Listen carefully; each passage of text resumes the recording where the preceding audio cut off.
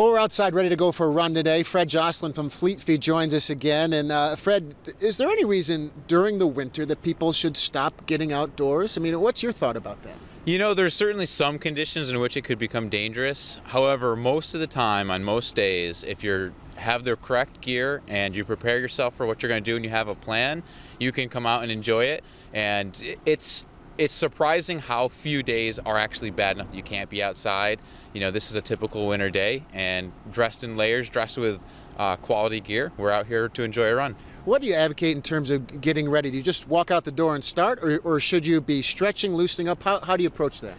You know, it's stretching is a great piece of the injury prevention and staying healthy. However, you want to do it after you warm up and get the blood flowing a little bit. Sometimes people do static stretching first thing, and when you're stretching a cold muscle like that, you're more likely to injure yourself.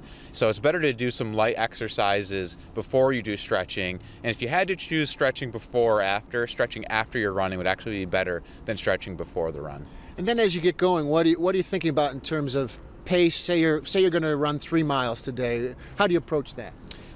Typically starting easy is a good way to go. It's easy to start off fast and then run out of steam. If you start off easy and gradually work into it, you can kind of gauge how much strength you have, and if you do feel good, then you can pick it up from there.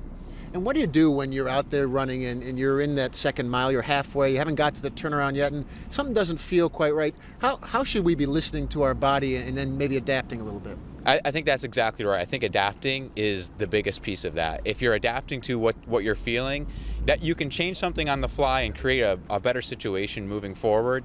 You don't ever want to force it. If I had a 5-mile run and I get to 4 miles and I feel like I'm going to pull something, I continue going, that might take me out of running for a month. So it's better to back off that day, rest, figure out what you need to do to get healthy, and then start the training up again. So it's better to stay consistent and listen to your body than to force any training run. And what about on the other side of it, when you're feeling pretty good? Is it okay in that last stretch to give it a little more? Yeah, I think sometimes it's good to challenge yourself. You know, enjoy it and see what you can do. And especially if you're at a race, that's sometimes is what we try to do, is see what we can do, test ourselves a little bit. So there's nothing wrong with adding a little bit on, as long as it's not drastically different from what we were doing.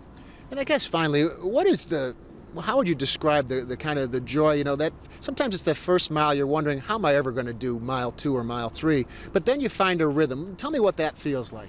That's common in endurance sports, is we start to mentally psych ourselves out so much, thinking about how much we have to do, especially when somebody's training for a half marathon or a long distance race like that. Even in a 5K, if you've never run a 5K before, it could feel like a very long race. And I think it's important to take it 1 mile at a time.